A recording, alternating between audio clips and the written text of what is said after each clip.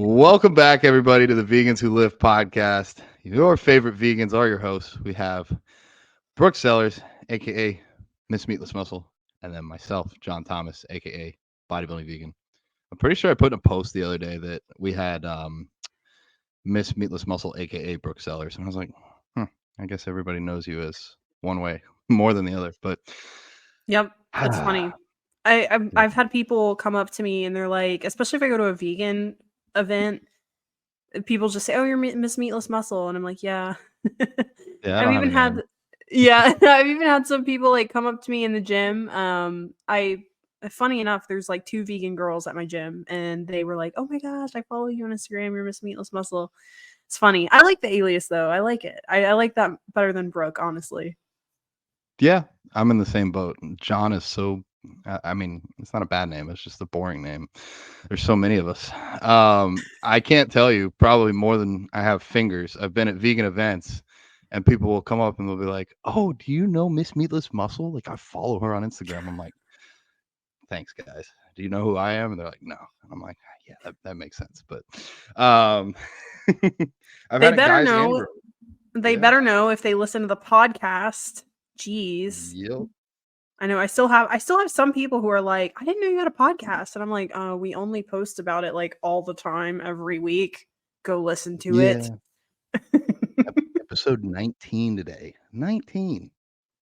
This is exciting. We have a lot going on, both individually and collectively. High five to you and to myself because we just wrapped up the first Vegans Who Live Coaching Academy. Literally last Hell night. yeah. Hell yeah. We did it, dude. We did, like, congrats to us. It's kind of crazy. Like it felt like teaching a college class and like nobody taught us how to do it because we were teaching things that we had to teach how to do ourselves, that we taught ourselves how to do. I'm wonderful with words today.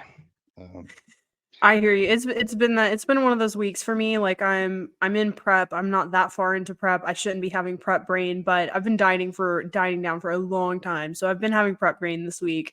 Like yesterday, I went to the grocery store, lost my wallet in the grocery store. I'm like, what the hell? Oh my gosh. And I was stoned. So I'm like, great. Like, exactly what I need to do. Lose my wallet while I'm stoned. Like, I can't even think about what the heck I'm doing. Luckily, somebody turned it in. It was fine. And then this morning, I don't know if this is just like a random thing, but totally sliced my finger. And I didn't even really realize it happened because it didn't really hurt that bad. I was rummaging through a drawer, trying to get ready to go to the gym, rushing out the door, and there was a razor totally exposed in the drawer. And as I was rummaging through, I just totally like sliced the top of my finger off. And I was just like, all of a sudden, I'm like, there was blood everywhere, everywhere. And I'm just like, what the hell happened? And I look at my finger and I'm like, oh my gosh.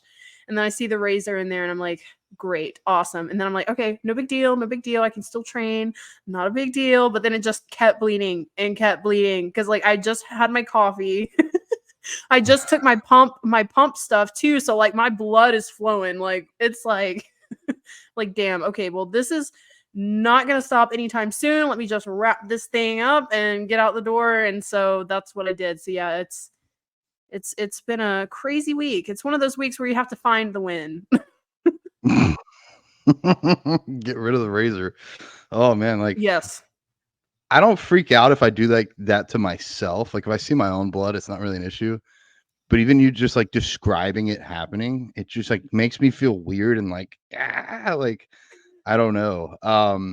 And even more so, gosh, this is gonna sound weird. Like if it's in a scary movie and it's like a bad guy doing it to somebody else, that doesn't freak me out as much. It's like when you do it to yourself. That is what I don't know. It's like a phobia, I guess. Maybe.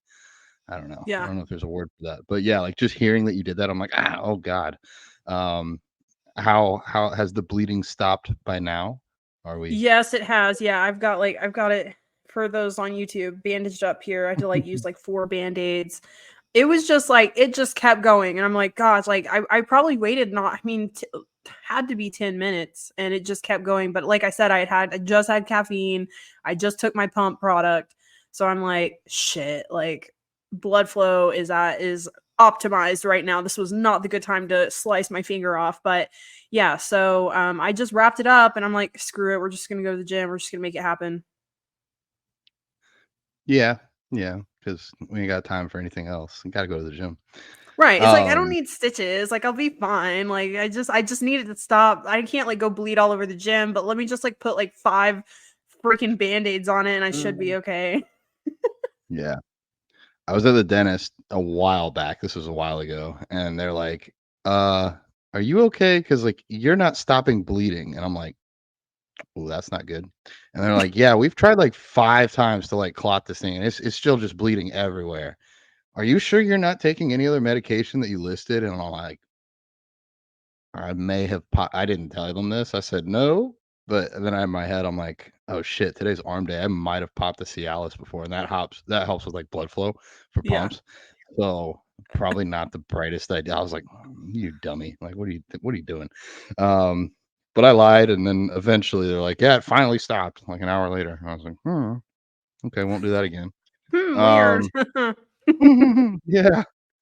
I've been there before. I got this knife from this company. They like mailed me a knife and I'm making the video, just chopping away like, actually guys, this knife's super sharp and if it's sharp, you're less likely to cut yourself. And then like everything I said was said, so I didn't feel like turning off the video, so I just kept chopping and then like 3 seconds later I sliced my finger wide open, thumb, and there's like blood everywhere. And then Allie did the same thing with the same knife like last week. So we were Oh doing the my same gosh. bandaging up. We just like to cut ourselves. But, like, I don't have bandages, so I'm taking, like, packing tape and, like, paper towel and then just tape all around it. Yeah. It's probably better, Anyways. honestly. Yeah. Well. Oh, man. It's good to catch up. Like, I just enjoy our times together. We do a lot of work, though, like, separately and together. The academy was a lot of fun. A lot of I guess it's like we had the work of the academy, but we're also promoting the next one. Hey, heads up if anybody's ready. We got like 8 spots left. They're going to fill up pretty quick. So if you want it, veganswholiftacademy.com, I believe. I Yes, believe so. that is correct. I know that's correct. I'm just overwhelmed, so I'm forgetting things. Um, but yeah, we're taking on about 10 total coaches, going to teach them everything. So if you're interested, do it. If you got a friend that's interested, have them join up with you. I think that was for me. I don't know if I'm talking too much. Tell me if I am, but the most fulfilling thing for me was the group chat and getting to watch everybody help answer each other's questions and jump in and like that was cool. And like we created a little network and these people are going to be able to use this forever. Like there's no reason they have to stop being friends and promoting each other. So it was a little beautiful thing in my eyes.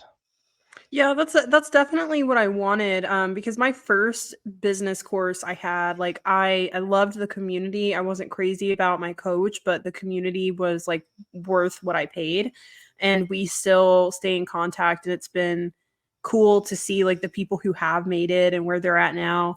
Um, so I wanted kind of the same thing for us, but, like, also with us being a little bit more supportive than my business coach was, and for everybody to have like that sense of community, because it's just like kind of this weird thing being an entrepreneur. Like not everybody is exposed to that lifestyle. Like I feel like most of us grow up with parents or in an environment where people are working some sort of 9 to 5 or they work for some big corporation. I was the first person in my family to start a business. So, like for me, I didn't really have anyone to like bounce ideas off of who also thought similar to me, because like if I talk to my family about it or if I talk to my friends about it, they're going to tell me to do the thing with the least amount of risk. And that's not always the best thing to do, right? Like so it's good to have those like-minded people who have the same goals, they have the same passions as you. And the other cool thing is we're all vegan, which wasn't my none of my other business groups were like that. We were all sort of all over the place with what our different areas of specialty were, but like everyone is vegan in this group, which is really cool. So yeah, I think that's been one of my favorite things was I think it is, yeah, my favorite thing is just the community that we built and the connections. it's been awesome. And I just love the people who have been in the academy. Like I definitely see myself staying friends and staying in contact with everyone. Hell yeah. Hell yeah. I mean, a lot of them are our current clients too. So it Yeah. was cool to get to know them on a deeper level. And see like what their ideas were for business. Like Randy started her group coaching. I thought that was cool because I've actually never done group coaching myself, like in any official capacity. So it was cool to watch her do that. Um, yeah, just good stuff. Good stuff. I'm excited to see who we get for this next round. Um, I know. I'm excited Shout too. out. I'll give a shout out. Tyler, he already paid in full. He's ready to rock and roll. So we're gonna bring him on. I know he's gonna be great. He makes some cool food. He's kind of like me. He makes weird food, but I think he did like a. I could be wrong here, but I thought it was like a peanut butter tofu pickle sandwich or something like that the other day. I think so. I think it was something like it Yeah. was crazy wild. Yeah. But you know what? Sometimes you find crazy wild things you like. So who knows? We shall see. And then I mentioned this off air, but I'll give him a shout out too. I'm just giving out shout outs. Paul, my tattoo artist. I'm actually going to go get a tattoo with him on July 4th. I guess there's not anything.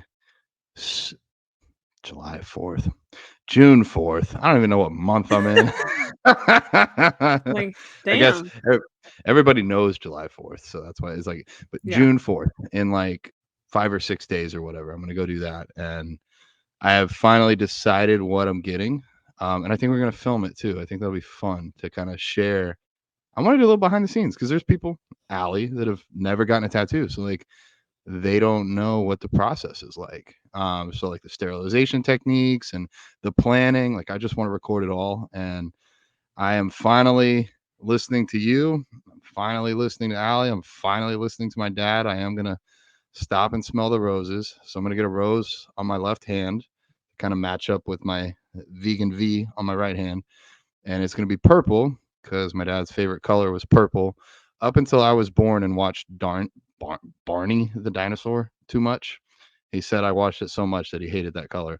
But I know it was still his favorite color for the majority of his life. So that's when we go with. A red rose might mean like romance or something, and a green rose doesn't really make sense. So purple it is. And that'll be fun. And Paul Todd, he's a vegan tattoo artist here in Tampa. So very cool. And he actually just called me before this to say he's thinking about competing. So putting him on blast right now. We'll see if he's still feeling that way in a week when this goes out. But yeah, we'll see. But okay. I don't know where the hell I'm going. I'm all over the place. Well, that does kind of bring, I mean, we did want to talk about sacrifices in bodybuilding today. So, Okay. I mean, we could go ahead and jump into that if you want. Let's stick with the script. We have no script, but we'll stick with we have our wins, which we've kind of done, and the Shaker Cup game. And then yeah, we can hop into sacrifices in bodybuilding. And then I want to add a second topic. I want to talk about our future, both of us, individually and collectively, and see where the rest of this year is taking us, where we're mapping things out. So cool. Cool. Besides finding your wallet, what was your win of this week? You know, like I said, this was a week where I had to find the wins. But you know, it's really not hard. It's just like sometimes the inconveniences, they're just really loud. So it seems like you don't have as many wins, but I had a ton of wins. Like I had a great business month. This is like probably one of my top 3 months I've ever had in the 4 years I've been doing this. And you know, really, I think I was thinking about it before we hop on because I know we always do this. I really think my win for the week was something that our academy students actually taught me, which I wasn't expecting. And it's kind of like a perspective shift because I know how you know how it is. Like, I mean, coaching, we love coaching. It's very rewarding, but there are parts of our job that's really hard. And sometimes like we always tell them, you get a lot of no's before you get a yes. And you know, sometimes that's really challenging, and especially for me. And I know it goes against the 4 agreements, but sometimes I do take it personally, and it's like, well, I should have said this on the consultation, or I should have offered them this, or, maybe I should have, I don't know, X, Y, and Z, like insert whatever here. But then like seeing our academy students and they're going through the same struggles and having to talk them through it helped me so much, like helped me deal with those situations, because I'm like, when I'm looking at them, I'm like, you guys are awesome. Like, you guys are amazing. Your content is great. Like, you had this person say yes because this person said no. It's not your fault. It has nothing to do with you. You have a great program, you have a great skill set. You're an awesome person. It's them. Like, people have a really hard time, one, with commitment, and two, with change, with making a big change. So I get on these calls with people, and I think what's really frustrating for me sometimes is like, I'll hear like how horrible their health is. Like, they have fibroids, they have hormone issues, they have gut issues, and their health is just in the toilet. Like, these are some calls I've had this week. And it's like, I know I can help you. I know 100%. If you do what I tell you, it's going to change your life, but they're just not ready. And it's hard to deal with that. But then, like, actually talking our students through that and just making them realize it has nothing to do with you and you can't dwell on it. You just got to move on and move on to the next person, because there's going to be a person who is like us. Like, they get fed up and enough is enough and they're ready to change and they execute and they do change their life. So that was really helpful. So kind of a perspective shift, because it's kind of been one of those weeks for me. I had a lot of leads this week, which was great, but I had a lot of like people that were kind of dead ends, people who ghosted me, which is fine. I get it. Not everybody's ready.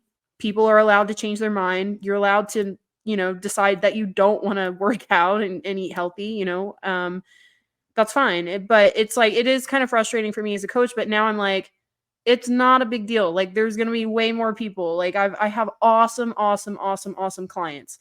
I'm really blessed right now. I have a really good roster, and there's only more of those people out there that I can connect with. So yeah, that's my win for the week, is the academy teaching our students how to deal with these hard situations has in turn really, really helped me. Aw. Isn't that sometimes you need to like, it's easier to tell other people the right thing than to tell yourself. And I think it's because we all doubt ourselves more than we doubt other people. We see how great our students are, and I see how great you are, and you see how great I am, but I'm not going to sit here and say I'm great, and you're not going to do it either, even though that we are. Like, it's hard to step into that. I think that's beautiful, dude. Like, we are lucky to have you, all of us. So, and you're killing it. You are killing it. You've been my inspiration for a long time. I mean, I told the students yesterday that I copy a lot of your stuff, and not like copy to steal, but like, you know, imitation is the sincerest form of flattery. So I see how you've set up your business and how you treat your people. And I think in some spaces I might have more knowledge than you, but as a business person, like, you've always been steps ahead of me. I'm closing the gap, but you're still up there, and I genuinely appreciate all of this with you. So Oh, you are the best. Thank you so much for saying that. Yeah, it's how people always say, like, especially with body dysmorphia, I feel like but it's a little bit different. You don't really think about that with business and other aspects of your life, but people are like, talk to yourself like you would your best friend. Well, like, so in this situation, it's like I need to talk to myself like how I talk to my students. My students are awesome. Like, they're not doing anything wrong. It's just people are like you said yesterday, I loved you saying people are weird. yeah. People are weird. People just aren't ready to uproot and change their whole life. And that's something that we deal with every week. But it has nothing to do with them. So I needed to remind myself that, and look at my client results, look at my testimonials, look at the awesome people I have, and it's like, it's not a big deal. I'll find my tribe. But yeah, it's like, talk to yourself like you talk to your best friend. You're not gonna be like, you suck. You suck. Your offer's terrible. I just thought of it another way, actually. Imagine this. Imagine there's this like alternate reality, and there's Brooke, and then there's the identical twin of Brooke that was born and given up for adoption, and somewhere else, we'll call her, I don't know, Julia. And imagine Julia's trying to compete with you in this industry. How much of a bitch would that be?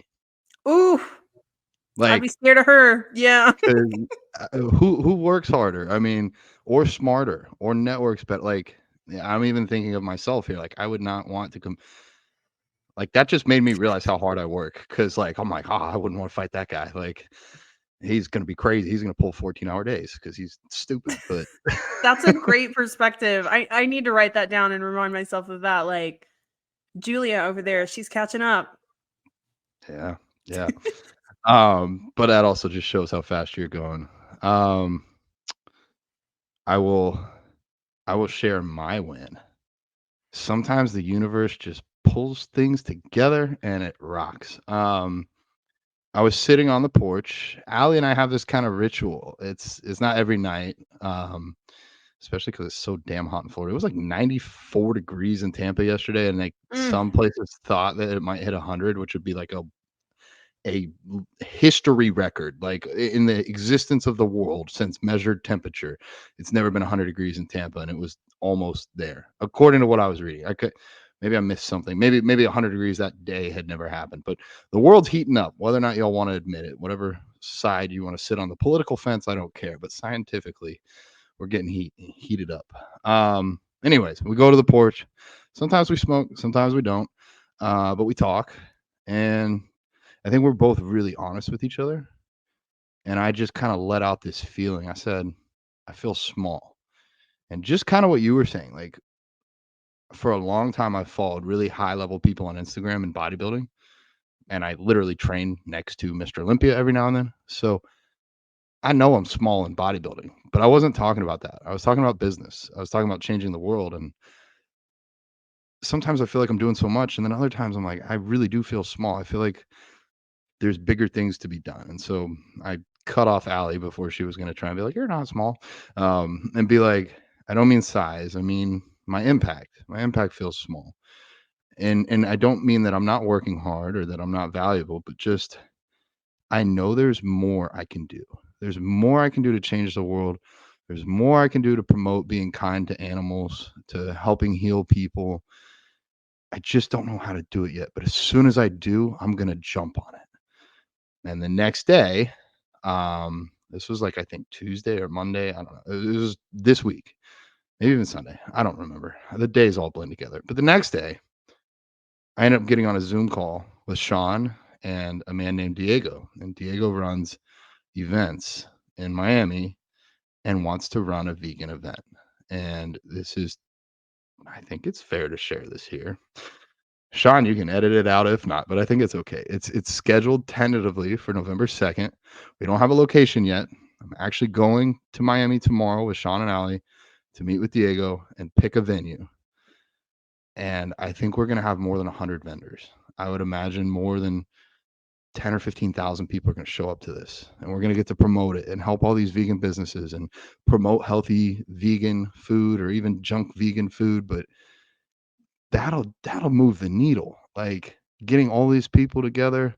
Yes, it'll help me put my image out there more. It'll help vegans explore. It'll help the podcast. Like, yes, that's all great, but like at the end of the day, I don't care about fame. Like I want to change the world. And it was funny how like within 24 hours of like I feel small, I know I can do more. I just don't know. And then there it is. That opportunity just appeared and manifested itself. And now I got a lot of work to do, but I'm grateful for it. And it makes me feel like I can move the needle. I can move the needle a little bit before I die. So that's my win. I think finding more ways to move the needle. That's great. Yeah, I mean, I feel like our wins are kind of similar. It's like, and I feel we both kind of have that perfectionist kind of trauma wound, if you will. Maybe from different ways, but I feel like both of us always, and this actually reminds me of our episode with Robert Cheek. And if anyone listening has not listened to it, make sure you go back. Episode 3, really good episode. And we were Yes. talking about how like you achieve one thing and then it's like, what's the next thing? And the next thing has to be bigger and better. And so it's like at one point, it would have just been really cool that you had probably 10 paying clients, and you would have been like, man, that'd be awesome. I got 10 people, 10 vegans that I'm changing their lives. And then it's like, okay, well, now that's over. And then now what? And then you like, it's like you always have to make your next goal bigger and better. And it's like, when is it ever good enough? So it's like you're kind of on this hamster wheel of always chasing something bigger and better.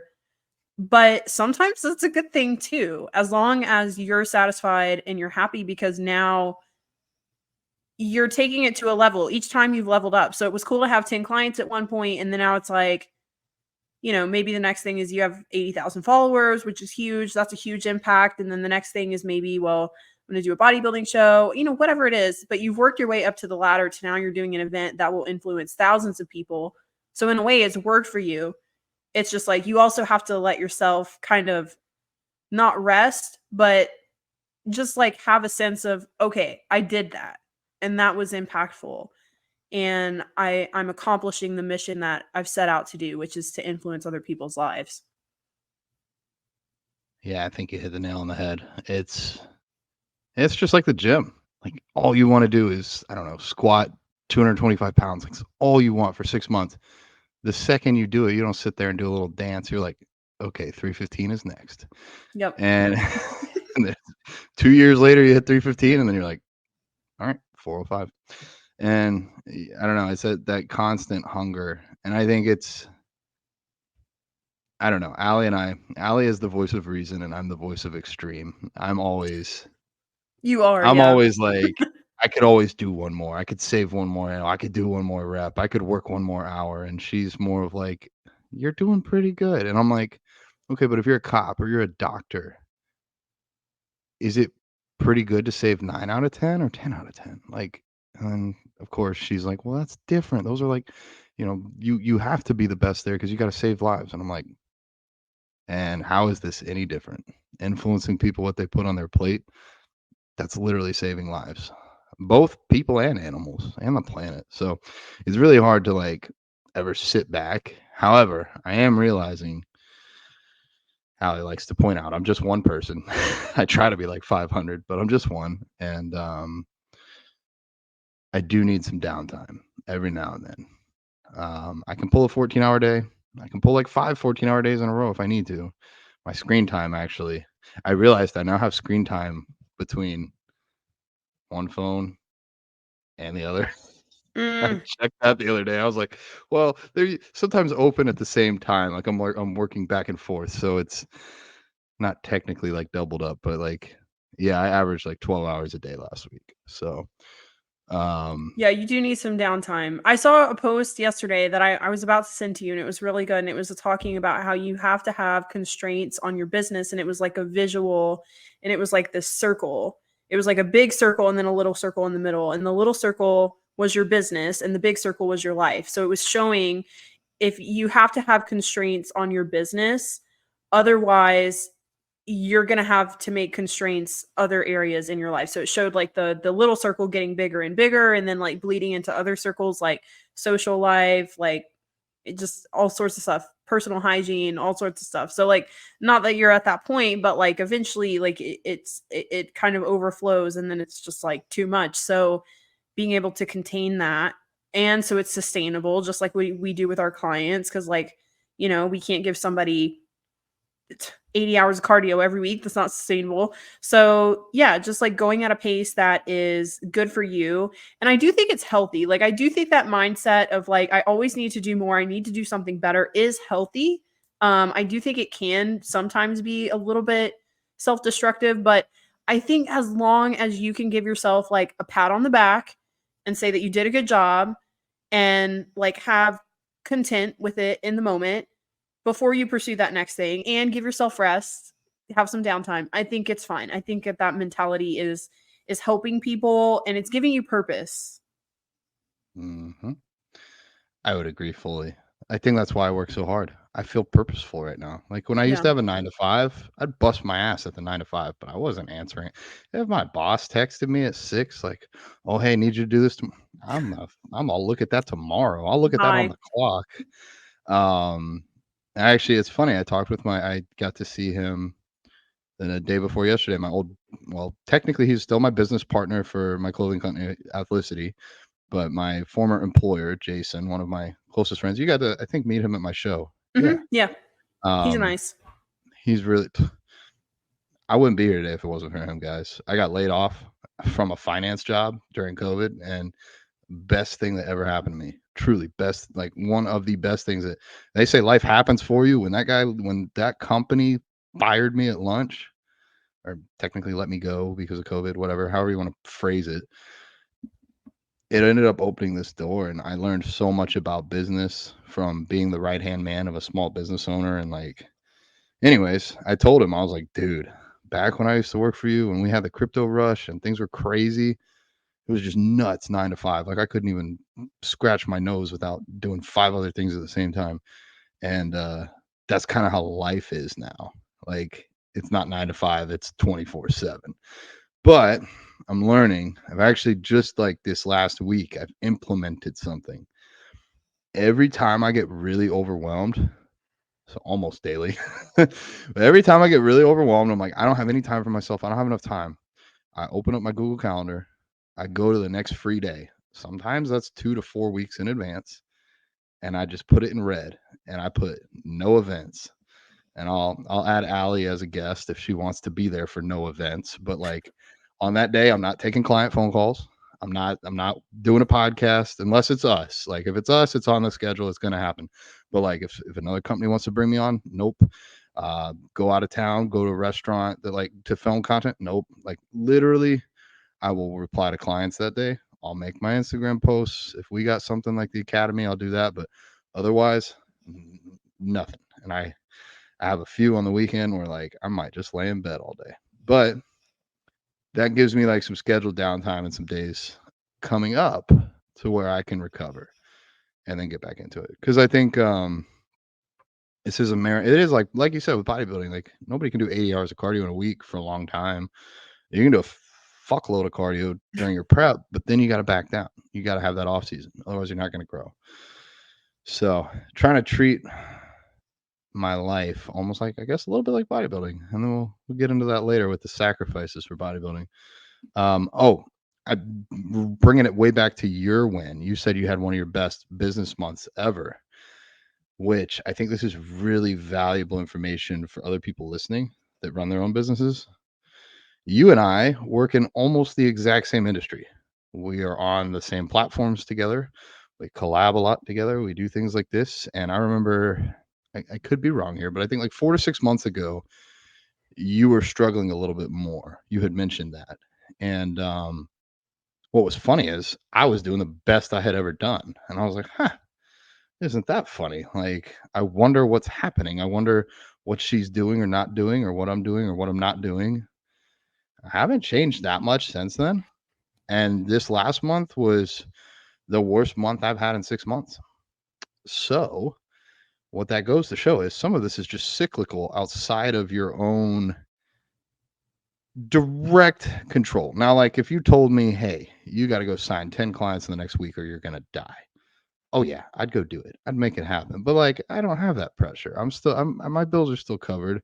And it actually, by having a little bit of a downturn, mostly like actually good things. I've had a guy that worked with me for over a year. He won the No Cow um, giveaway for a free month with me. And then he renewed for like the next 16 months on his own.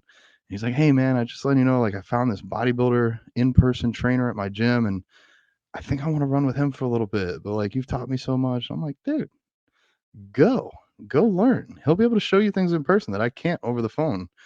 If you ever want to come back, you know how to find me. But like, I've done my job. We've accomplished your goals.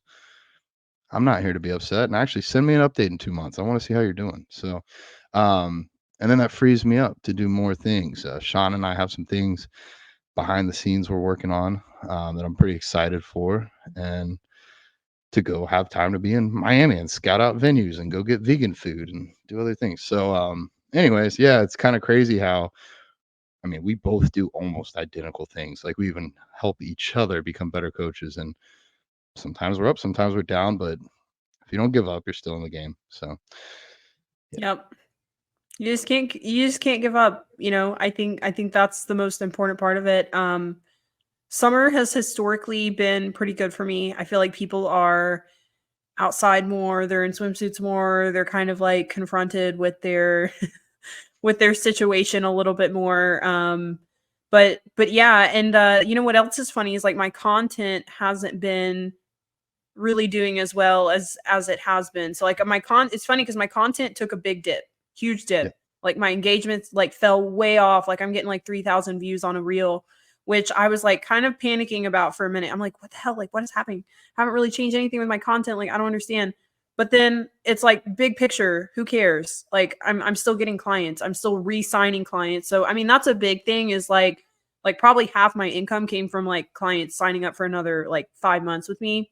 So it's like it doesn't Yeah. really matter. Like, yes, your content is important, especially if you're just getting started. Like we teach with our academy, like that's really the way that you're generating leads. But like it's interesting. It's like as long as you're making those conversions, like the people who are seeing your content and they're getting on the call with you and they're closing, they want to work with you and do your program. That's really what matters. Like it's like really we get so caught up in the views and the likes. I do too. I do all the time, you know, and then it's like you have to sit back if your business is still doing well, doesn't really matter, who cares? And you know, me and Sean talked about this week. Sean's like, look, if you're getting the conversions, you have more clients than you ever had. It's really not a big deal that your content's not where it was Yeah. like 6 months ago. Who cares?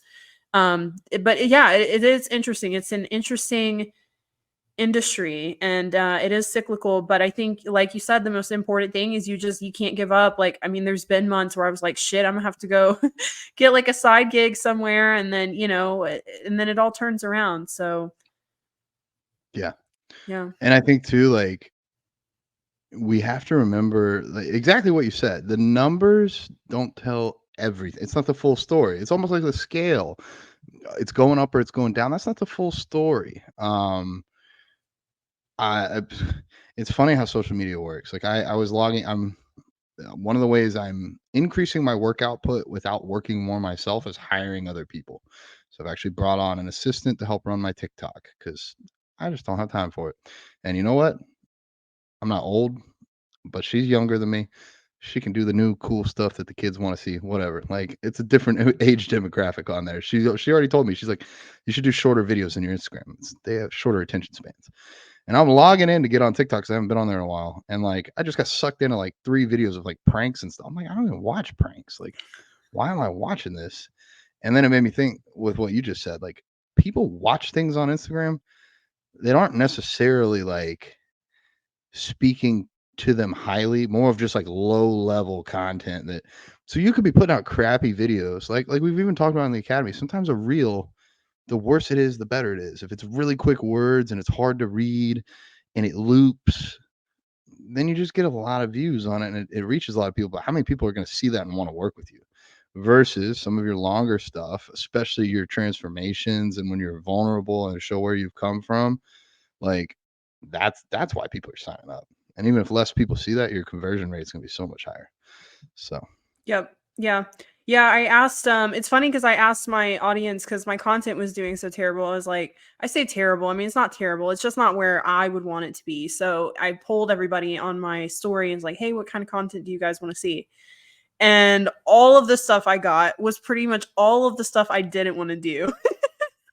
Like yeah, almost, you know, everybody says recipes and like I get it, guys. I know everybody listening is probably like, yes, more recipes, but like here's the thing, as a creator, recipes take so much time to film a recipe for you guys and post that. It's a lot more goes into it than you think. Like we actually have to make it and film it and edit it and then make it presentable and then type out the macros. I have to calculate the macros for you guys because I'm not going to just give you a recipe without telling you like the macros, which okay, you know, so it's like so much goes into it. So I really don't like posting recipes, but I'm like, okay, this is what the people want. I'm gonna give the people what they want.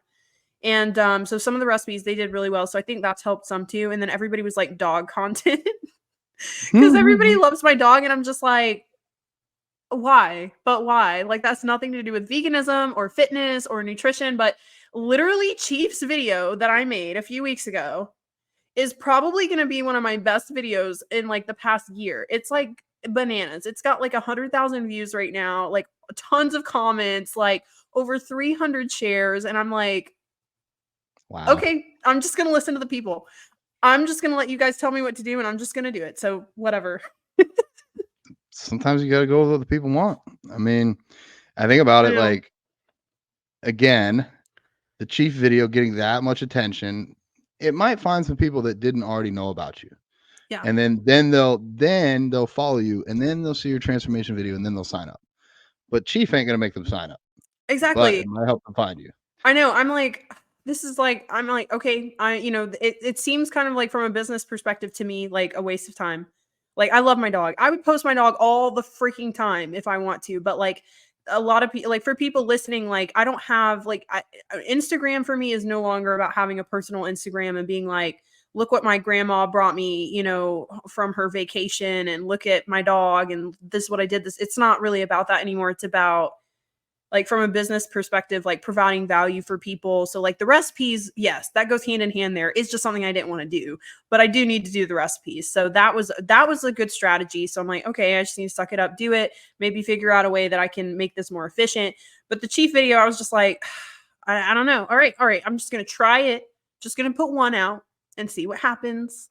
And like you said, yeah, who knows? There may be some vegans who follow it. Or, I mean, another thing is, I do think, like, when I think about people I follow, like my favorite people that I am really interested in, not only their content, but like their lives, they also share other stuff too. Like my coach, for example, I love my coach. I hired my coach because he's more than just valuable content. Like he posts his cats, he posts, like doing stuff with his wife, like funny memes. Like he's more than just like an Instagram coach. So, it's like, I think people also like seeing that kind of that side of you where it has nothing to do with fitness, nothing with nutrition, but it's just something you enjoy. Like I got Legos too, and I'm like, I can't just post my Legos, guys. It makes you. It helps you stand out. How many other women out there are, fitness influencers that eat plant-based? Like Yeah. probably I don't know, maybe 1,000. That makes you different. The Legos, Chief, your personal story. So Yeah. shout out to your coach, Dynamite D. I love the dude. I met him a couple times actually prior to you hiring him, and he was always nice to me.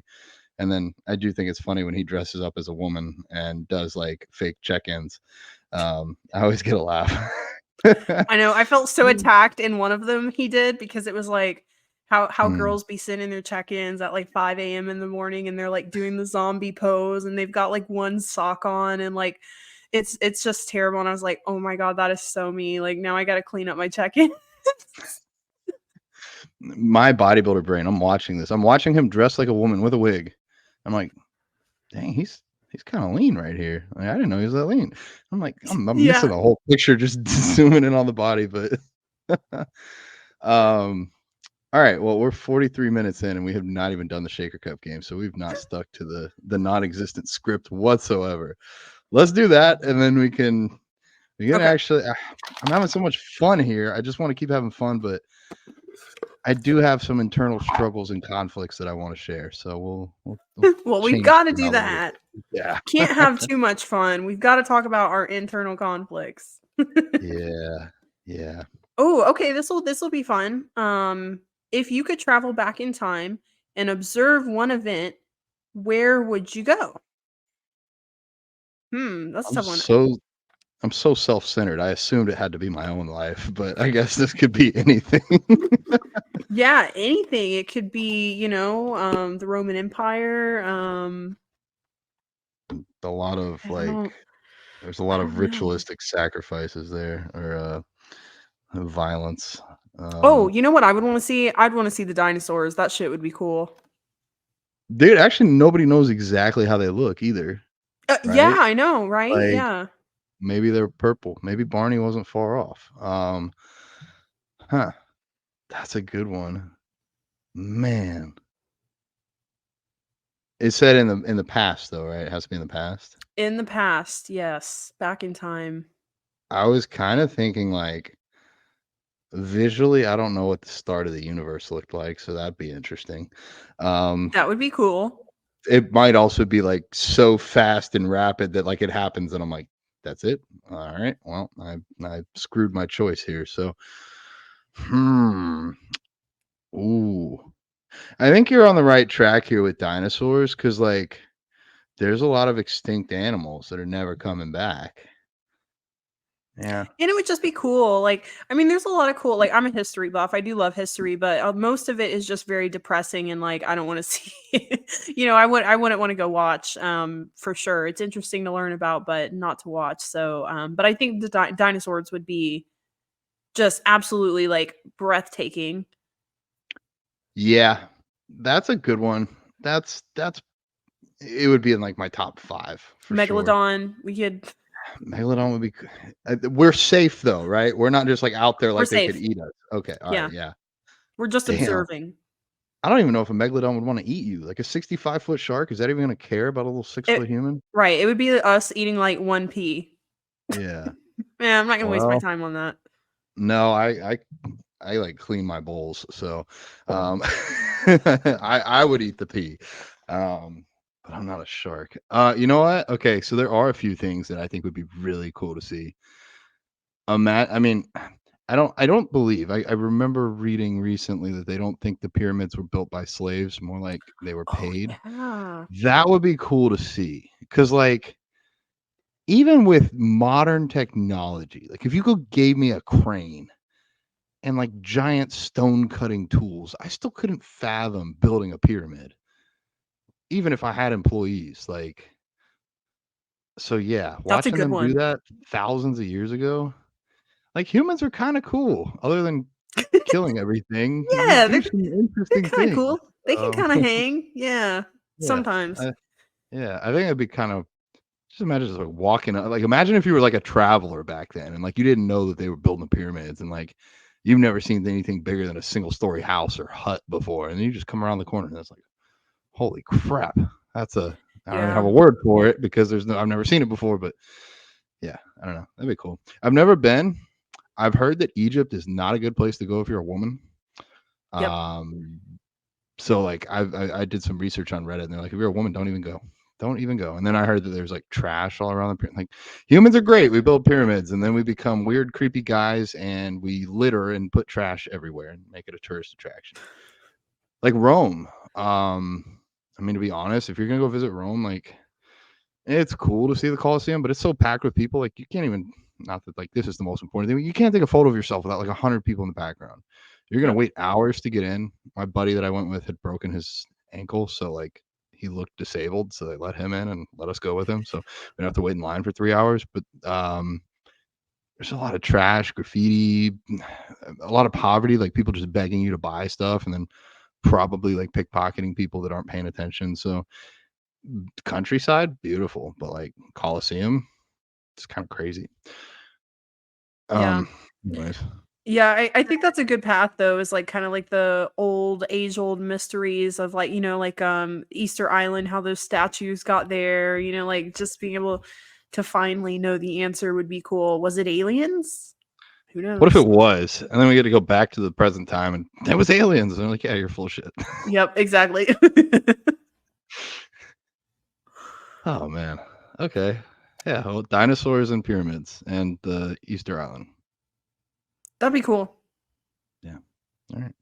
I bet somebody send us a better thing. If you think of something better, send it in. Yeah. Um, what is our, I always do this. I need to know, I need to have this website memorized. Vegans, vegansexplore.com/live, Forward maybe? slash. No, that was when we did the live. Find us on vegansexplore.com. You can click around on there. There's some other good stuff, good resources. So yeah. Just click around until you find something. Yeah. You'll get to our page. You'll figure it out. All right. Man, I'm in such a good mood. I don't know if I feel like doing this now, but this is also I think this is important. I think it's important to talk about. So I'll take one for the team. I'm gonna put it out there that I'm training after this. I really want to hit a PR on rack pulls. I haven't decided what I want to do yet. I think a 545 for 10 would be cool. I think I've done 6 plates for either 6 or 8. I think it was 6. I don't know. I'll have to check my logbook. You already trained today though, right? You get it I done early. did. Yep. Mm. Glutes? Yep. What's your training split right now? I'm just curious. So I actually wanted to ask you that today too, because I was like, shit, we don't have a scripted plan. I'm just gonna ask John stuff I want to know about him. So yeah, I was curious what your training split is right now too. It's funny enough, I've actually been training I mean, this is only like the past like 3 weeks. I've only been training 4 days a week, which Mm. I have freaking loved. Oh my God. Training 4 days a week is amazing. I'll tell you a couple of reasons why. Number one, when you are ready to train, because you're not training as much. Like when I have a rest day and then I'm training, I'm so freaking excited. I'm so freaking excited to go in the gym. I can hardly sleep at night. It's like Christmas morning. I'm like, holy shit, I cannot wait to go in tomorrow and just absolutely fucking kill it. So that's one reason. It's just like it's so much more exciting. At least for me. And two, like, oh my gosh, recovery is so much better. It's amazing. It's like my legs. So I just started doing this because my legs were just taking forever to recover. And I also had a little hack because my coach was about to drop my food, but then I really didn't want to drop him. I didn't want my food to get dropped. So I took 2 rest days before I had to check in. So I'm like, shit, I'm going to be down. I'm going to get all this inflammation out. And it worked. I didn't have my food drop, which was great. But I just really noticed like, wow, my recovery is so much better. It's like every time I've trained, I've hit a PR, every exercise, every workout. It's insane. It's incredible. And not only that, but then like I have 3 rest days, which I have 15,000 steps, so it's still a lot. It's still a lot of activity. But instead of having to work out for an hour and a half or an hour and then also do 15,000 steps, it just saves me so much time. I can get so much more work done. So the other thing is, now this is like not going to be typical for everybody out there. This is like very very specific to me, but I do compete in bikini, and with bikini like you can kind of hit a bracket where you're a little bit too muscular. So I have to be really careful with my quads. Um and had to let them atrophy a bit. So I don't really need to have like a quad day, which I was doing for a long time. So my split was just 2 glute days, 2 glute hamstring days, and a push day and a pull day. There we go. Yeah. Dude, 4 days a week is a cheat code. All these new kids, they want to do 6 or 7 days a week. Nah, that No. ain't where it's at. No. Yeah, you get so much better recovery. And like you said, you're excited to train. And for me, the gym used to be the only thing I had. So I wanted to be there a lot. But now I have so much else going on. Like I hit a rest day. I'm like, oh, yay. Yes. I get to work an extra 3 hours. That's such a good um, point because it was the gym was an escape for me for a long time. Like I was always in these shitty, terrible relationships, so I could just go to the gym and like forget about it and be away for like 3 hours. And also too though, like I remember being a newbie and thinking if I train 6 7 days a week, I'll be bigger and I'll be stronger and all this stuff. Oh my gosh, yeah, no. But 4 days a week, I'm like, man, I don't even know if I want to go back to 5 days a week because even just that one extra day, it just makes a huge difference. yeah.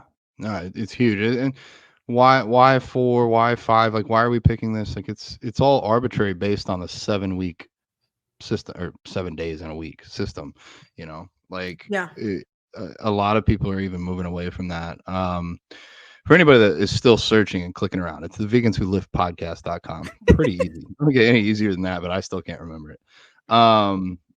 But yeah, like instead of a 4-day a week split, what I was on was a 2 on 1 off. And so I would do something like a pull day and then a push day and then a day off.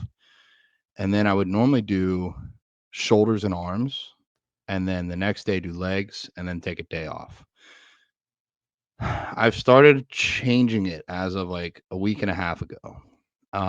For legs, I was listening to a podcast today that confirmed it. Like, I have good legs.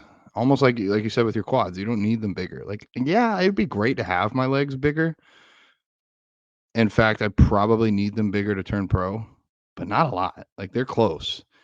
But my upper body's way lagging behind. So why am I killing myself? Like I train legs. I don't remember what day. I think it was Sunday, and like I'm still sore. But then again, I had taken 2 weeks off because I had gotten my dental implants and everything else. But I wasn't allowed to train. didn't want to bust anything open. So I think what I'm going to do is I'm going to have my hard leg day that like I track all the reps and sets and destroy some PRs. I did break PRs, like lifetime PRs. So I'm strongest I've ever been post show, and I guess pre-show, like strongest I've ever been. And I'll do that 1 week. And then the next time it's time to hit legs, I'm just doing accessories, adductors, extensions, curls, calves, high reps, a lot of blood flow, a lot of volume. I'll still maybe do like drop sets and stuff like that, but like there ain't no way leg extension set could ever be pushed harder than the hardest hack squat or pendulum squat or barbell squat. So like that's one way I'll get a little bit more recovery. I just won't allow myself to beat myself up as much. And then kind of like you, we have higher calorie or like higher intake food days on training and a little bit less on off. For me, it's like significantly less on off. Like I'm at like 2,800 calories on an off day. And like for me, I'm like almost 250 pounds right now. It's not that much food. So what I decided to do, I haven't told my coach, but I think this is the right call. When it comes time to do like, I would do like shoulders and arms and then legs. Now I do a shoulders day and then I do an arms day and then I do the leg day. So technically I am training more days, but I do almost the same volume. Instead of doing shoulders and arms for 2 hours on one day, I'll do an hour for shoulders on one and then an hour for arms on the next. I get to eat a lot more food and I'm in and out of the gym quick. And like on the shoulder day, I've dumbbell military pressed like 130 pounds before in each hand. I didn't go over like the 90s. I just did a set of 20. Like that was it. Like kind of just like pump work. But I think that's all I need because I still lift really heavy on the push day. I do shoulder training, direct shoulder training on the push day. So for me, like I had heard another guy. He trained 6 days a week, but he's like 2 days. Like I just go in and just get a little pump and then I'm out. I was like, that's kind of smart. It's like you still get activity, still spend some time driving to the gym. Not quite as nice as having a 4-day split where you get 3 full days off. But I think this will work actually better for my growth in the long run. So that's what I'm playing Yeah. around with. I love 2 days on, 1 day off. Oh, that is like the best. That is the best for recovery. Like if you're someone who, you don't really have to work your workouts around your schedule, because that's a totally different thing. And then you just got to do what you got to do. But 2 days on, 1 day off is awesome. Another thing I was thinking about is it's kind of cool because we're in unique situations. So people listening, you probably aren't in this situation. I mean, we've been lifting for a long time, but it's like I would always watch these, IFBB bikini pros, and like they would do like a lot of accessory work, like you were talking about. And people are always like, well, you guys, if you guys are just starting out, you guys can't train like that. They already have the muscle to be able to train like that. Like they just have to work on their specific areas and bring that up. And I'm like, oh, that's kind of cool. That's like where I'm at now.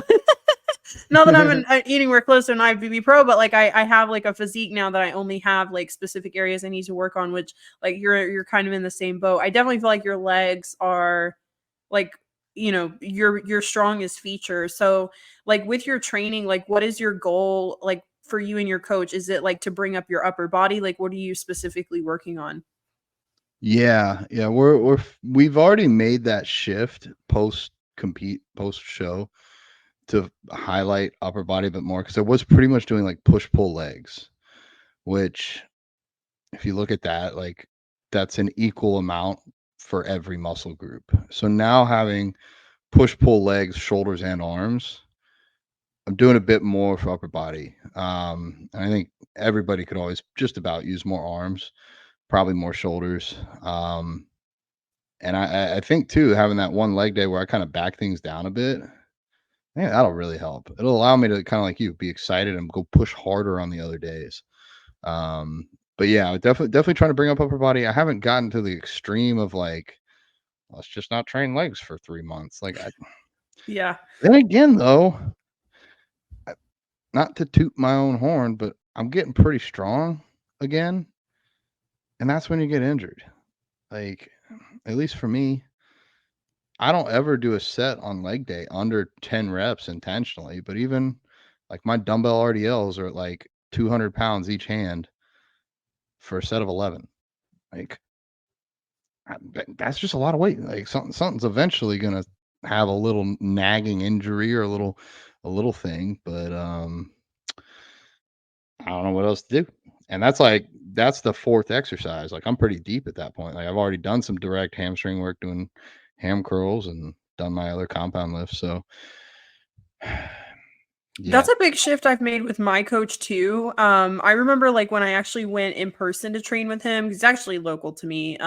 But he's like an hour away with like Atlanta traffic, which I hate dealing with. But we trained in person, and he was just like, "You're doing way too much. Like you're doing way too much." He was like, "You need to focus on." Which again, this is a unique situation. I am continuing to compete, so I'm trying to like fit into a category. So this may not be you, but my coach was like, you got to dial it back. Like you got to bring your weights down. You need to focus on like time under tension. You need to control the weight. You need to have like pause reps. This is what we need to do. We need to change your training. So, which I like initially in my head, just against everything I've known, I've always just lifted as heavy as I could, just like killed myself in the gym, walked out like I was, crippled. And I've always known that's just how I've always trained. So I was like, I don't like this. I'm gonna lose all my muscle. Like, And I had a lot of reservations about it, but like, holy shit, I absolutely love it. Like, I am so glad that we made those changes because, like you said, I feel like for one, so much safer on your joints. Like, I didn't even realize that my low back was having issues and my knees were having issues until I wasn't having issues. You know what I'm saying? It's just like stuff felt better and just like the muscle engagement is so much better instead of just like a whole body movement. You know how you can turn a simple movement, like into a whole body movement. And it's like when you slow it down, you're just really engaging the muscle. So I've really loved training that way. And you have the risk of injury there is just so much less because you're focused on what you're doing. Yeah. You're slowing the movement down. So and I think that's really, really important. Like a lot of people talk about heavy lifting on social media. Heavy lifting is important, but like heavy lifting to an extent. Like you still need to be able to control the weight. Yeah. 100%. A lot of people don't train hard enough. So everything Brooke said does not apply to you. If Yep. you are training hard enough to where you're killing yourself or getting injured frequently, then maybe it is time to take a little step back. Yeah. Well, I'll dive in quickly to where I'm at on this internal conflict. I keep asking myself, do I want to be a competitive bodybuilder anymore? It keeps coming up.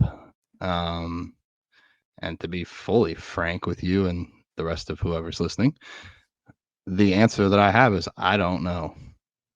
And that's a little hard when like I've rebranded myself the Bodybuilding Vegan and I've been interested and in the bodybuilding community for 16 years now. I'm 31, so that's more than half my life. I think that's part of the problem. I think I'm a little bit burnt out. I've had my Fitness Pal streaks over 1,500 days long. Like there've just been a lot of things that I put into this, and so I think I'd enjoy it more if I had less on my plate. But I don't necessarily want less on my plate. I think that's part of the struggle recently. Like I'll be so overwhelmed, but I won't skip the gym. But I will bring my extra phone and an extra tripod and I'll leave it open. I'll leave it on WhatsApp and I'll do a set and then I'll go reply to a client. And I'll do a set and I'll go reply to a client. Like I know I'm not training the best. And then the last time I was like, oh, I've gotten so much work done today. I've gotten almost caught up. I'm exhausted. And then I dropped that 25-pound plate on my foot. And I'm like, well, I've just any ground I covered by doing that extra work and distracting myself is now because I'll be like walking around the gym reviewing a video, like bumping into things, and I'm just not I'm spread a little thin. And I think the conflict comes from why do I want to bodybuild? Who am I trying to convince, or what is this for? Is it going to change the world? I think it'd be pretty cool. I think it would change maybe some points of view if I was able to be the first IFBB pro that's vegan and men's open bodybuilding. That's never happened. So that would be cool just to even shut up some of the haters. Cause like even the other day, like somebody's like, oh, there's no bodybuilders that are vegan, blah, blah, blah. And then like a woman that I don't even maybe I know her, maybe I don't. I don't recall it just from her name, but like she tagged me on Facebook and she's like, here's one and check out most of his friends. And then like now I'm like, shoot, I don't know if I can walk away from this because I don't want to just leave this position unfilled. I'd love it if, you know, some of our clients decide to step up and compete and get this big. I'd be like almost like Robert when we had him on. Like he's off writing books, he's off doing other things. He doesn't need to be on the stage to change the world. But I do think him being on the stage gave him that platform and that kind of credibility to stand on everything he's doing now.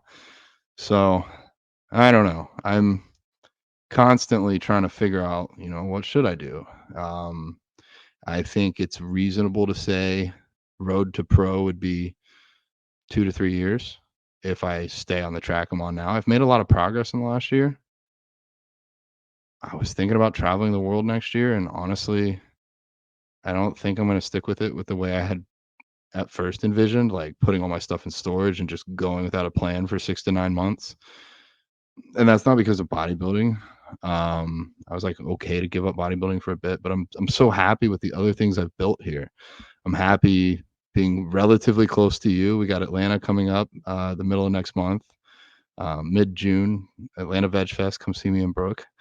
I'm a couple hours away from Sean. Allie is further cementing herself in my life, and I'm fully like trying to make that happen too. Like it's not she's not imposing. I'm somewhat praying, even though I'm not religious, but and we talked about that the other day on the porch. Like she said that she doesn't really feel like she has a plan. So like, what is the plan? And I'm like, oh, are we having that talk? Because let's have that talk. I've been waiting. My lease ends in December in Tampa. Her lease ends. Hope this is fair to say. Whatever. I put everything out anyways. Her lease ends in February, and so we're kind of thinking about moving in together in March. And my idea was like, we both like St. Pete. It's very nice. It's chill. It's a little bit more slow. And I'm so high speed. Tampa's pretty high speed, lots of traffic, kind of similar to Atlanta.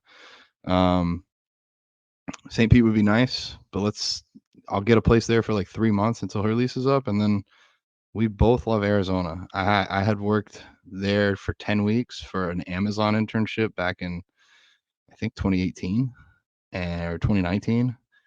I'd love to go back. And so I might just road trip out there with her and get an Airbnb for like a month. And that'll be some of my travel next year. But yeah, it's like, is me putting all this time, money, effort, and truly like my energy and life force into bodybuilding, is that going to move the needle? Is that going to change the world? I don't know. Once I know for sure, I'll make that decision. But yeah, I don't know. Like, it's like, how do I be the bodybuilding vegan without being a bodybuilder?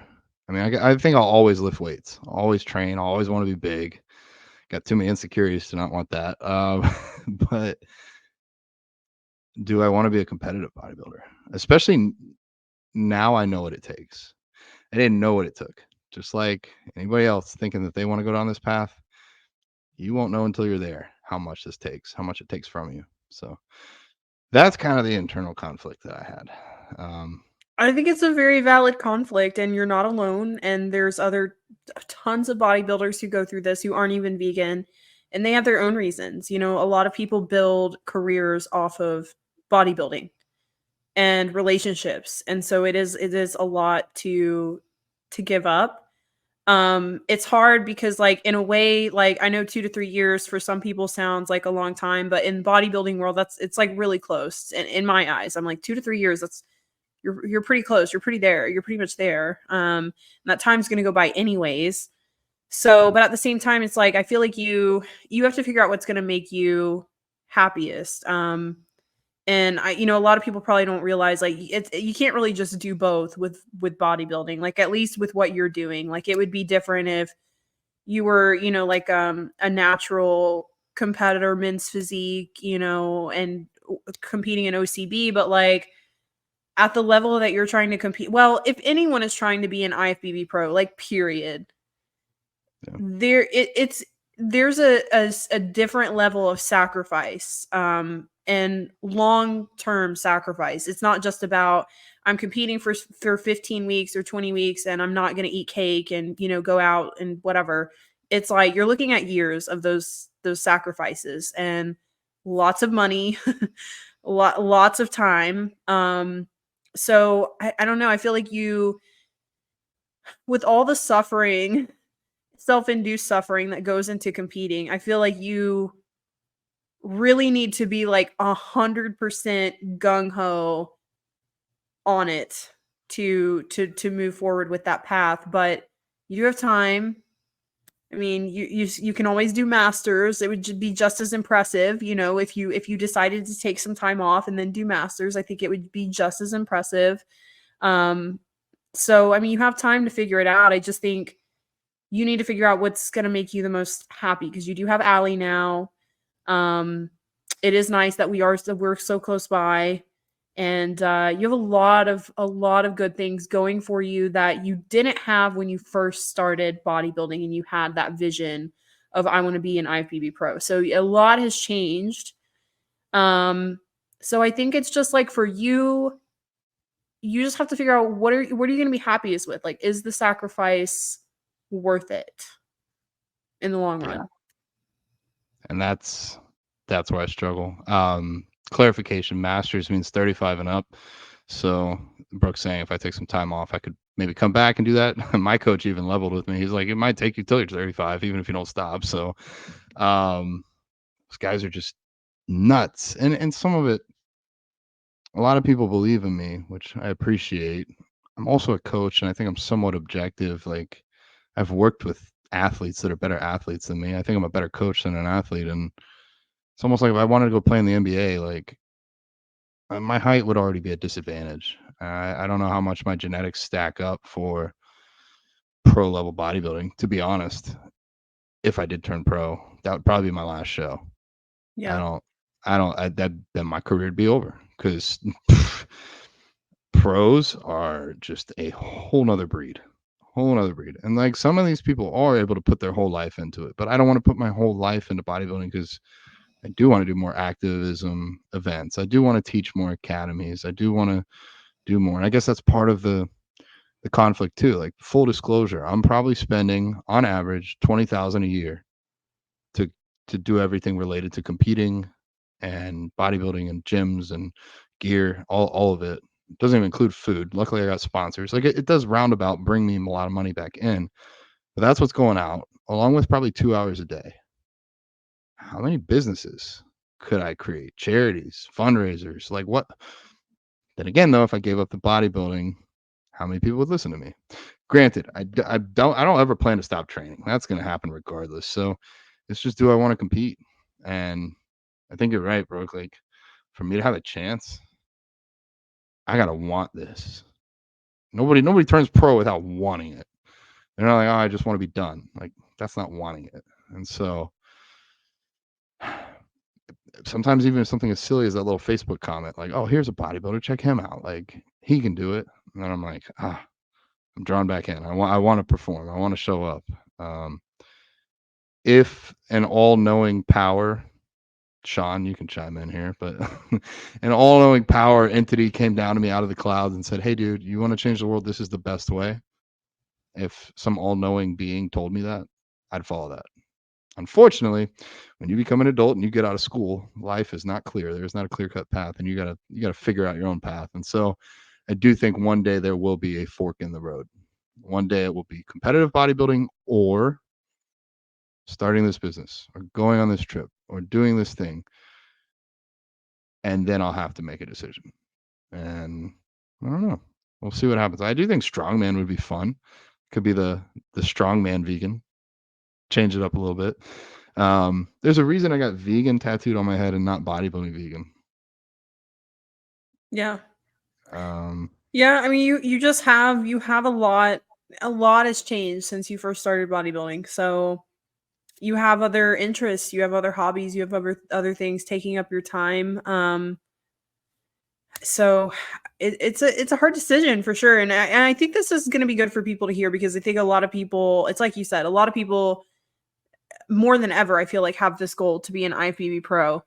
And they don't really understand exactly what that journey is. And I certainly didn't either, like you. Like, I was like, I'm gonna do my show, and then I'm gonna go to my national show, and then I'm gonna get my pro card. And it does not work like that. You're thinking like years down the road. So even me, I still would like to get. I am still pursuing an IFBB pro card, but I'm at a place now where instead of thinking I'm gonna go to a national show and get a pro card, I'm like, I'm gonna give myself till I'm 30. So that's like 3 years. So I'll set that goal that I'd like to get a pro card by the time I'm 30. If by then it doesn't happen, then I need to, really start thinking about if this is something I want to do long term. But it's like, it's a long time. It's years of your life. So I think you have to really be gung ho on like, this is what I'm going to do. I'm 100% behind this, pursuing this, to be able to do that. And some, if you're like kind of 1 foot in, kind of 1 foot out, Yeah. it may not be the right path, because you just have to sacrifice so much. I mean, it's almost like a relationship. Like, Yeah. if you have yes or no, if you're 1 foot in, 1 foot out, that relationship isn't going to work.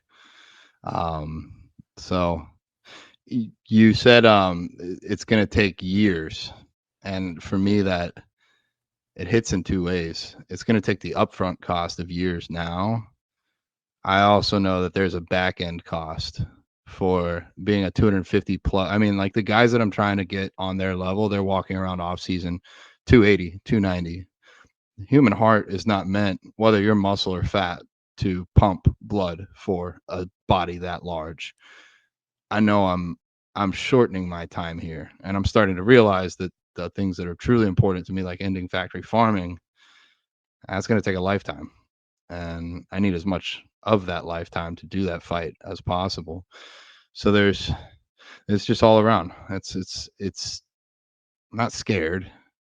I just want to make the right decision, and it's still not fully clear to me. I've asked I've asked a few other pros for advice, people I trust, and a very high level trainer, and the high level trainer was like, "Hey, dude, like focus on your business. Like you got some great opportunities right now. If you want to come back to bodybuilding, it's always going to be there." And I'm like, Yep. okay, that's smart. And I talked to Nate Spear. He's the pro that I think I probably look up most to, because it took him 4 years of placing second at nationals to get his pro card. He was one spot away for 4 years. Mm. I can't imagine the tenacity and the belief in yourself after the third time to be like, fuck it, I'm doing this again. Yeah. And I talked to him about it. I said, look at all these opportunities I have. He said, yeah, but you're 31. Your chance of being a bodybuilder is going to be almost done by the time you're 40. Business will be there the rest of your life. And I said, shit, I've got like exact opposite answer. And Yeah, it's crazy. Like, and this may sound bad, but it's just the honest truth. And when I worked out a bodybuilding gym with tons of IFBB pros and Olympians, like, I'm not going to say names, but I know an Olympian who is top 6 in the world, and that's all he can do. And he's even said that, like, if I can't do bodybuilding, there's nothing for me. Like, he was a truck driver before he was a bodybuilder. So he's like, I'm not a very good coach. But he really just had bodybuilding, and that's all he had. He didn't really want to do anything else. He didn't want to, work another job. He didn't have a lot of experience. He didn't have like a really good resume or anything like that. So he's like, this is what I got. So this is what I have to put 100% of my energy and my time into, because this is the only way I'm going to make it. I'm going to feed my kids, like, you're not really in that situation. Some people are in that situation where it's like, I got to go to the Olympia because I got to I got to eat. Like, I got to live, and you're not necessarily in that situation, but still, it's still a dream of yours. It's still a goal. It's still something that I think a part of you, or else you wouldn't be having a conflict. It would be an easy answer. It still sounds fun. It's you've enjoyed doing it. It's what you know too. You've been doing this for like a decade. So it's what's familiar. It's what's comfortable. And so I don't know. I think it's like for you, maybe even find a balance. I don't even know if you could even do that, On a competitive level, I think you would just have to, well, actually, I'm just curious, like physique wise, like let's say you took a step back from competing, like I'm not going to compete, but you're obviously still going to lift weights. Like, would you still be like working towards a bodybuilding physique, or do you think you would like kind of atrophy a little bit and like just kind of have a like a healthier, slimmer physique? Like, what would your goal be? Like, what would you want to look like if you weren't competing? Well, I don't want to be small. I, Yeah, no. I could see myself in sometime in the future doing strongman, or I've really thought like I've always admired. I think I've always admired the mental strength required to do endurance sports. So like Mm, cyclists and runners. I don't think there's any way that like a power lifter, even if somebody that does 1,000 pound squat, there's no way that's harder than running 100 miles. Because you yeah. just gotta like you gotta turn on to a level I've probably never turned on for 15 seconds to get that 1,000 pound squat. And yes, you have to do all the training and everything, but to run 100 miles, good lord, Mm. I don't know the mental strength. Like I've done 100,000 steps and that was hard, and that was just walking. Um, so I don't know. I think back to all the points we just covered. It takes a level of gear, like drugs and time and food and effort to get to as big as I am, and then exponentially more to continue growing. But just to maintain this size, I think I could come off a lot of the harsher chemicals, and I think I could hold this size for a long time. Um, so yeah, it's like if I'm happy where I'm at, I could just kind of clock out here and probably do okay for a while. It's just exhausting at this level. Like, to an extent, I'm not to ever talk down about another class, but bikini isn't as extreme as like men's open. Like men's open is as extreme as it can get. So mm, I know we both try to check off every variable in every box. I think there's just in some ways more boxes on where I sit. It'd be different, like you said, if I was a natural. Well, there's just a whole host of other issues there, but like if I was a natural or if I was like men's physique and didn't need more size, I just needed more balance or more shape or something like that. Like that would be different. Um, it's just exhausting. I mean, eating 5 or 6 times every It's single a day, lot. Yeah, on it's a top of lot. anywhere from 3 to 7 injections a day. And they're like time based. They're not like whenever you feel like it. They're like before meal one, before the training meal, after the training meal, before bed. It's like sometimes I forget. And then that just like throws me for a mental wrench. Like, oh, I forgot to do that. Like, I know it's not that big of a deal. Like, I know it's not that big. I know there's tons of pros that like forget to take their shots. Like, and they don't even care. Those just won't take anything for a week because they're lazy. But like, I forget once and then it like fucks with my head. And I'm like, I messed up the whole day. And it's like, yeah, I really didn't do much, but like, I don't like to mess up. So there's just so much pressure. And I'm like, what if I was running a nonprofit or another business like full time as much as I put into bodybuilding? Would that be better for the world? I don't know. And that's why we have conflict. Yeah, I don't think there's any like truly I don't think there's any place in the IFBB for like sustainability. Like if you're going to be a competitor year round, like even for a bikini, because like bikini, you're going to be do cardio, you're going to be doing cardio all the time. Like you're Yeah. going to be so I don't know. It's like no matter where you're at, it's like I mean there's different levels of sacrifices. Like it may not be as expensive. We may not have to, run as many PEDs, but like there's always going to be a cost at that level. Like these people are professionals for a reason. So it's like even with women, like I may not be taking time off of the end of my life. Well, maybe, but I am setting myself up for any sort of potential risk every time I go into a prep. Every time a woman goes into a prep, you are putting yourself at a risk for a thyroid issue, a gut issue, like truly, truly, truly. You can have the best coach, you can do all the right things, you can take all the supplements, but sometimes your body just cracks. Like it just has enough because it's just trying to fight to survive. And I think it's especially hard on women. So it's like Yeah. there's definitely a sacrifice. And if you want to be a professional bodybuilder, like I don't really think there's a level of sustainability. It's gonna be your life and you have to be okay with that. I mean, for women, for you even, for anyone, well, almost any there's a couple ladies that can get away with it, but you're gonna lose your period. And Yep. like, how is that? How what more could nature be telling you? Could biology be telling you, hey, we're so unhealthy right now, you can't have a child, so we're gonna shut this down.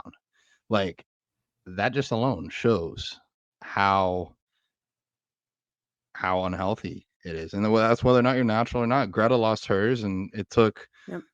if I have her check-in form memorized correctly, it took her 73 days to get her period back after competing. That's with me increasing her food, dropping her cardio. Um, and it took that long. And like, I was just starting to get worried. I'm like, I don't want it to go another month. Like, I really hope that this comes. Like, I want her to get healthy ASAP. So yeah, even on the natural side, even on the smaller divisions, it's still extreme to be. Let's be real here, Yeah. though. Like we could be in a different universe where we're talking about gymnastics in the Olympics. There's a time like you're not going to be in the Olympics at 50 years old, and you ain't going to be the best without sacrificing some health. So it's just a little bit more. I think I watched the documentary on Lance Armstrong and how he cheated, but so did almost Mhm. everybody else out there was cheating. Um, his issue was he was like attacking other people, like sending death threats and things like that if other people Oh. tried him. So yeah, he's kind of crazy. I think that's on I think it's on Amazon. Like there's this Lance Armstrong documentary and like how he knows people in high places. He got a federal case dismissed. Like how do you do, like you have to know judges or you have to know people high up in the like presidents. Wow. So like I didn't have an issue with Lance doping. I had an issue with all the personal things he did to attack other people that wanted to speak out about it. But it's just like bodybuilding, it's out there. Everybody sees it, everybody knows about the PEDs. They just don't know about it in other sports, but it's all there. And the Yep. same thing with the health. Like people probably don't think, oh, it's unhealthy or how could it be unhealthy to do, I don't know, even like something weird like rifle shooting. But like I guarantee they're still training cardio. They probably take drugs to help with like focus and to slow their heart rate down so they can shoot in between Golfers beats. Like golfers golfers, take like Adderall and all sorts of shit. Yeah. and they get like laser eye surgery so they can see better. Like any extreme sport is not going to be healthy, and Yeah. that's what you got to just accept. I mean, I I think this is funny. After my last injury, never mind, not last injury, but this is a couple years ago. Had an injury. I went and I found like this power lifter at my gym that was very knowledgeable. I told him about it, and he put his hand on my shoulder. He said, "John, you know how you can prevent this from ever happening again?" I'm like, "Oh, share your secrets." He's like, "All you do is you stay home, you turn on the TV, and you watch Netflix." And I'm like, Good answer. and he's like, "Get back in there, figure it out, work around it, get PT, you'll be okay." And I was like, you know what? I needed that kick in the pants. Like, I was feeling sorry for myself, but he's right. Ain't nobody forced me to do this. I could stay home and watch Netflix, but that's not what I really want. So, whatever you choose to do in life, that's your choice. You should excel in it, and you should give a little bit more until you find the next thing. So, I'm still the bodybuilding vegan.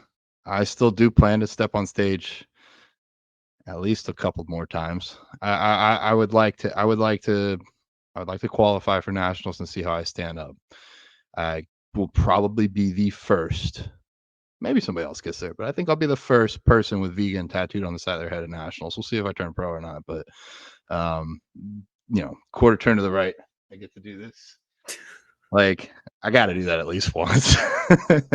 So Yeah. I would love to see it. I would selfishly love to see you go to a national show, and I think it would be awesome, but I do think you also need to take care of yourself and do what's best for you and makes you happy.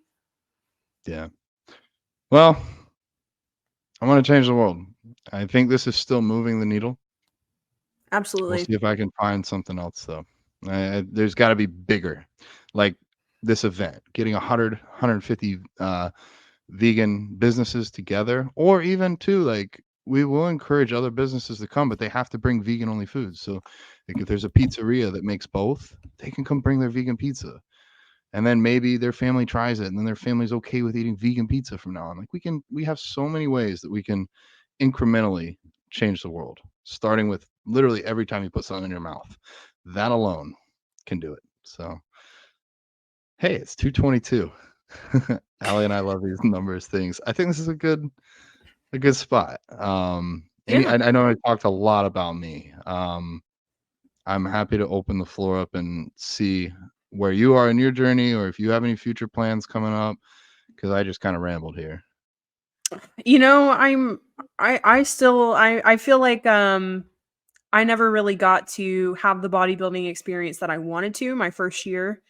So I feel like now that I have a really good coach and someone who is going to protect me through the process and is a positive influence, I get to experience it how I want to experience. So that's kind of what I'm focused on right now. I would love to work towards a pro card. Like I said, my goal is to do that by the time I'm 30.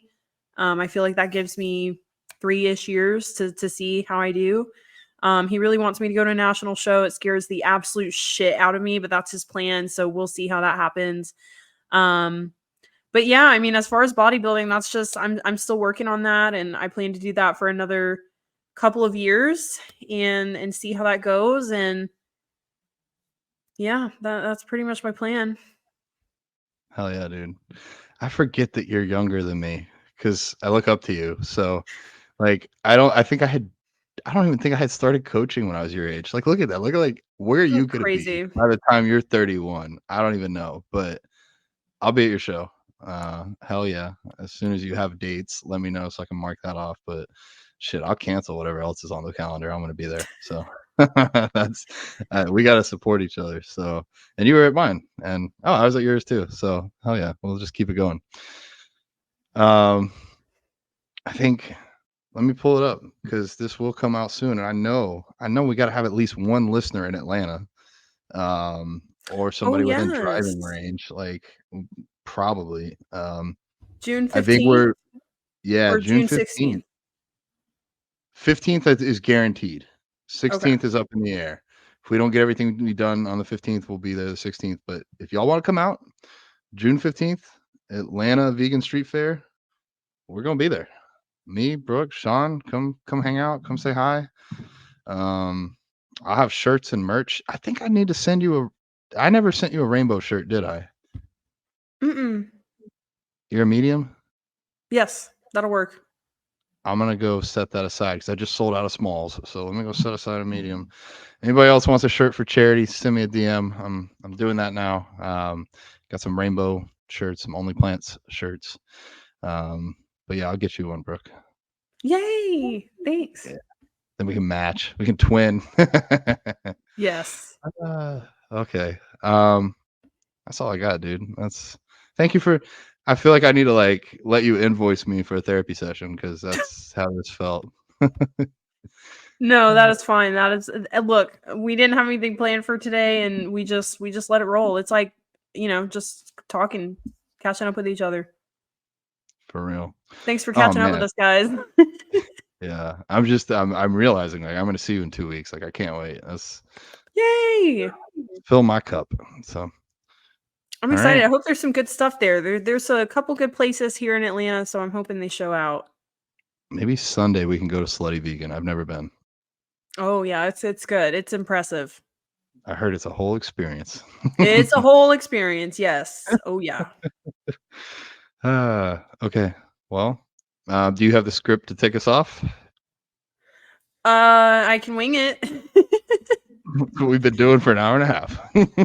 If you guys want to leave us a message, go to vegansexplore.com and you can leave us a message there and be featured on the podcast. And thanks for tuning in, as always, and have the best day ever. Have the best day, y'all. We'll see you next time.